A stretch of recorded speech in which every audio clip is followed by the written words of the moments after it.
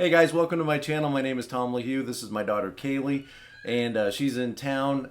So I said, let's make a video together. Kaylee, of course, is a 9-wing-1. Yeah, 9-wing-1 sexual subtype, and her kids are in the other room. So if you hear any screaming or crying, we're just taking a break long enough to make a little video. And in the description below is a link to her channel as well on YouTube. She does Enneagram videos.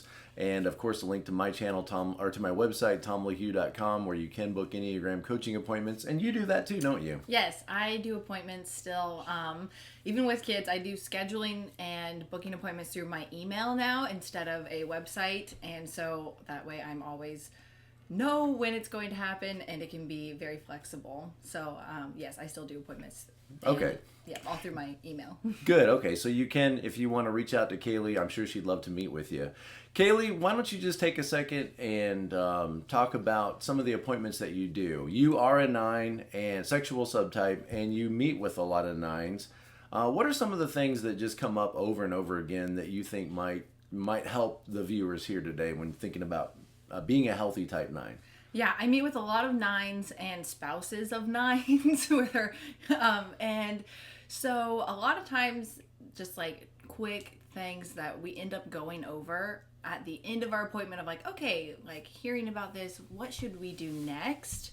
A lot of things come back to taking initiative of where can you start taking initiative and how can we make it feel like it's a possibility and you can see an impact to take initiative and change your life around in the ways that you want to see results.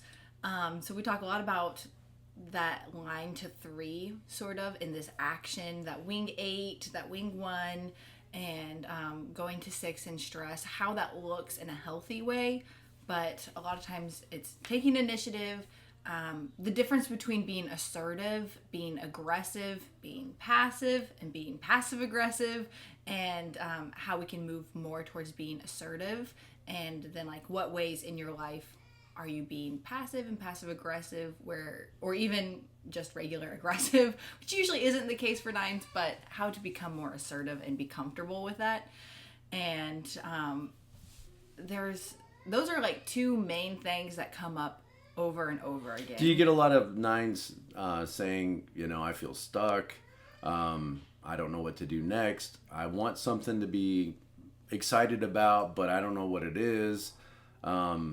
I get a lot of those kinds of questions. What would you say to a 9 who says, I just feel like I don't have any motivation, or I just feel stuck, or I feel like I don't know what to do next? How do I figure out what I want to do in life? What would you say to that person? It's such a big question. I'm also a sexual 9. So it's like, okay, it's so hyper specific to each person. But like in general, figuring out how long have you felt stuck for? How long have you been feeling this lack of motivation? When did it start? What's going on where you feel this like dull hum in your brain instead of any kind of joy and excitement? And when hum. Yeah, when do you feel this joy and excitement? Where does it come from? Are there moments in your life where you felt that? Try doing more of those things, and when you start getting that feeling back a little bit, it seems like with a 9, and I know in myself, it's like, oh, okay, well, this is just the way it is, like adapting to the circumstance at that time. And if that circumstance is like negative or like even like a depressing atmosphere, it's like, well, this is just how it is. And it's like, no, okay, wake up, shake you awake. Hey, it doesn't have to be like this. This is how it is, but it doesn't have to be that way. So at first, it's just like finding some of these little things that make you feel excitement throughout the day. And once you start feeling that way again in those moments, saying like, it is possible. Oh, like I don't have to be stuck in this lull. Like my life can have some of these high points, is kind of looking for that and working to incorporate that into your life more, or even figuring out what's making you feel this dull way to begin with. And to be clear, that could be not only like work goals, but hobbies and interests. What other kinds of things? family relationships, friendships, like personal goals. A lot of 9s might set like goals for themselves and then not know the first couple steps to achieving them. And so it's like I have step 4, 5, 6, 7, 8, 9, and 10 mapped out, but step 1, 2, and 3 I don't have. And so it will never happen. It seems impossible to do the step 1, 2, and 3. But if you or you're going to bother somebody doing those first couple steps, right? Yeah. Or people might say, "Who do you think you are? You don't do ballet." Yeah. Just, right. Yeah, the first few steps of not knowing how to, like, well, if I could just get so-and-so's approval or so-and-so's whatever, and if I could just feel motivated, if I could feel the motivation, then I could get the ball rolling, or if I could just make enough money to start up this project. And then, but if those aren't realistic expectations to have in the first few steps, which 9s are kind of dreamers, dreamist, idealist a little bit, optimist, and so maybe grounding into what can I tangibly do for the next couple steps and get the ball rolling. Once the ball's rolling for the 9, they can keep it going. Oftentimes they can dream from there. But let's start with what you need to do right now, today, in this moment, to be able to reach the goals and expectations and hopes for the future, and get a clear vision of what your goal and hope is for the future. Yeah, and it might be helpful to remind 9s, hey, you're in the doing group. Yeah, doing repressed, but you're doing type. So maybe if you started doing something, you might then feel the motivation once you get moving. And I often say with 9s, make that decision of what sort of person you want to be. Do you want to be the sort of person that is not moving towards something? Do you want to be the sort of person that isn't setting goals and moving forward? You probably don't want to be that sort of person. So you may be unclear as to where do I want to go next, and what do I want to accomplish next, and how am I supposed to know that? And sometimes just picking some goal in the future, and just think about your life, like health or friendships or your spiritual life or hobbies and interests, and just think, I want to be doing something. I want to be improving my life in some way. And sometimes I think you could get stuck. It seems like 9s get stuck trying to figure out like that perfect thing to do, that they might then, if I can't figure out that perfect thing that I need to do, then I guess I'll just, resort my scrapbook until I figure out that perfect thing to do. Mm-hmm. And it's like, is there anything that would make your life better? Instead of saying, I've got to want something in order to move forward, is there something that could make your life better? What could make your relationships better? What could make your experience better? Then maybe move toward that. And once you get moving in that direction, you'll often later feel the motivation. And if I tapped you on the shoulder in the middle of moving forward and said, hey, are you glad you're doing this? Oh yeah, I'm really glad I'm doing this. I don't know why I waited so long. Well, I don't either.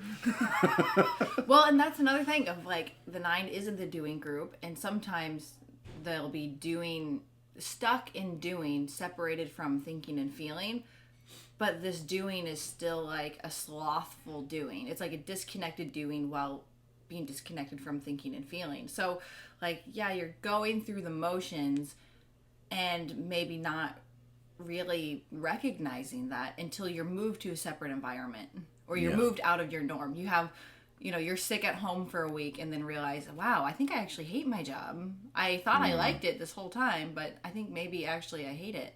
Or, you're just in a different position or environment and not doing what you are used to and going through the motions, and now these thinking and feeling centers come back and you're like, oh. Kind of catch up with you. Yeah, maybe the motivation is then there.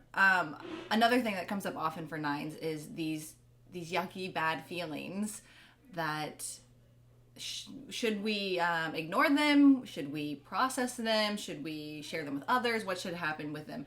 Oftentimes they should be thought about and worked through, because these negative feelings impact your thinking. If every time you think about something, negative feelings come up, it doesn't matter oftentimes what it is you're thinking about. If you're thinking about something as a 9, feelings will come as well, whether they're high positive emotions or low negative emotions. But if you have a lot of like emotional baggage and relationship baggage and trauma, and you have a past behind you, then thinking about any big decision that brings any kind of emotion, probably there's going to be a lot of negative emotions that come with it, whether there should be or not, just because there's a lot of negative emotion that hasn't been processed still in you, which takes some time to unpack. But I've noticed that a lot with a lot of 9s. Yeah, instead of telling themselves, it's fine, it's okay, they didn't really mean that. But to be fair, they've had a hard life. And you said something about 9 sometimes trying to live between 4 and 6. Now, you don't mean Enneagram types 4 and 6. You just mean like... On a scale of 1 to 10, 1 being the worst, 10 being the best, 9s, I know I'm guilty of this as well, between 4 and 6. 5 being complete middle. Of like, how was your day today?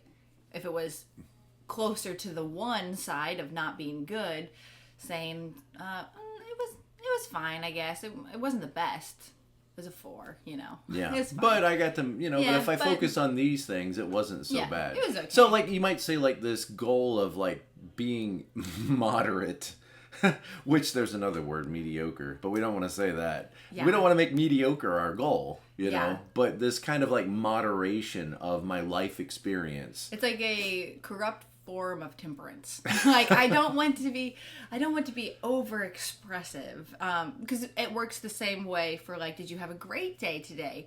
And you're like, well, I don't want to be too ambitious to say and too reactive. So saying like, oh yeah, it was a pretty good day. You mean it was a great day. You mean it was wonderful. Right. And yeah, everything What's the becomes fear? more What's gray. the fear of saying it was an awesome day? It was fantastic. Is it then? Well, then what am I going to do tomorrow? I don't know. I think it might depends on the person and the situation, but like. What's the fear of having awesome experience? Because as a 7, I think, shouldn't that be something that you make a goal and then celebrate it and say something to be excited about? But you're finding yourself and others like wanting to kind of moderate that, like, well, bring it back down. Here's the experience I dread. It has happened before.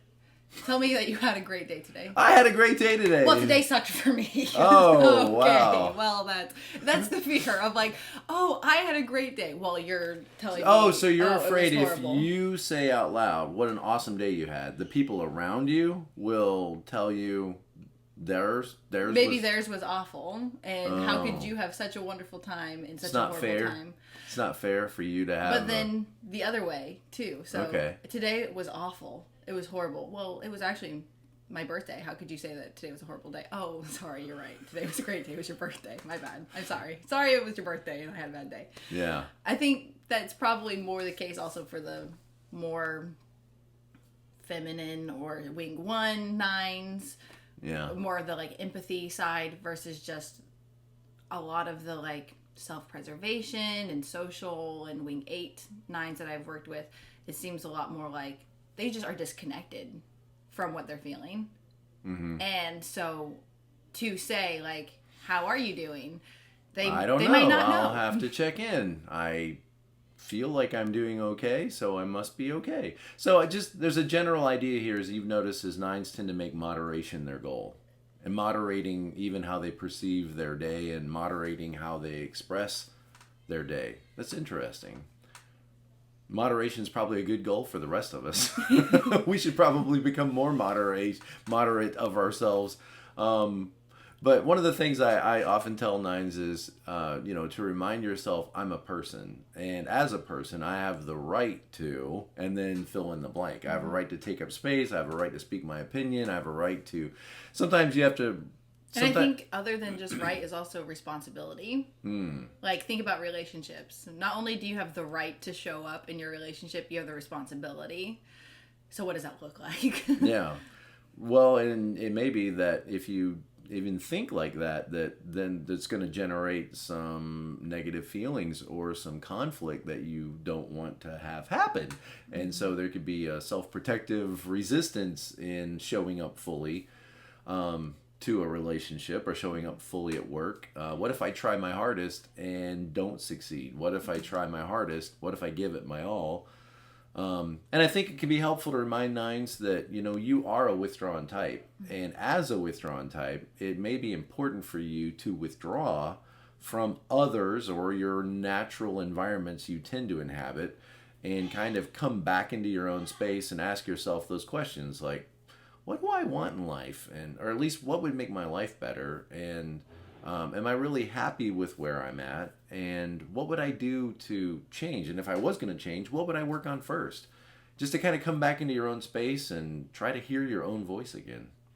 Yeah, sometimes these conflicts aren't just a fear of conflicts with other people, but it's fear of conflict within yourself.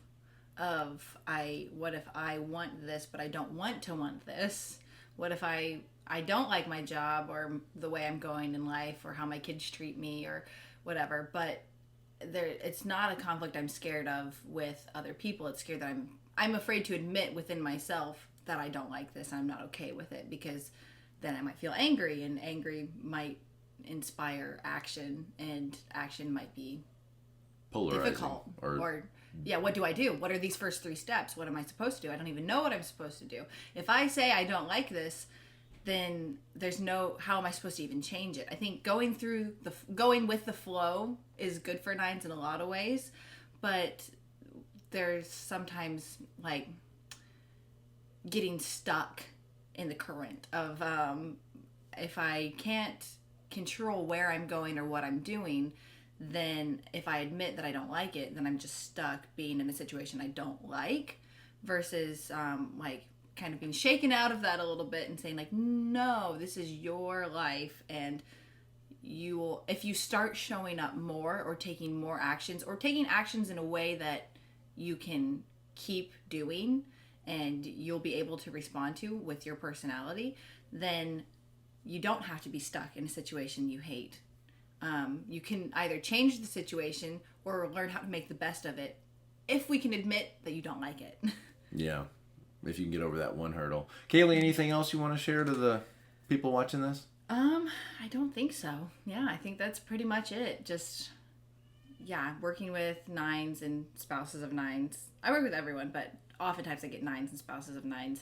It's just, keep trying and keep learning. And even though it's uncomfortable, lean into that discomfort and thinking about, if I were to do this extreme thing, what extreme thing would I do? In the most radical world, what would I do? And then you'll be able to bring it back into what should I do now, of trying to find the path or whatever that you want to go on. What would I do in the most extreme sense? If I had to describe today in the most extreme word, would it be horrible or amazing? Okay, let me lean into that and to try to figure out what's really going on beneath the surface. Interesting. All right. Well, as you guys can see, she's brilliant. And if you want to go to her YouTube channel, I have a link in the description below. And if you want to talk to somebody who gets you, or somebody that will take time to make space for you and help you work through your stuff, 9s are kind of already wired to be good advisors. One of the things that they often feel like they need for themselves, they provide for other people, and giving you space to work through your problems and talk through your issues. And check out Kaylee's channel and hit her up if you wanna meet with her and get some help. I'll talk to you guys later, and as always, be present to life. We'll see you next time. Thanks, Kaylee.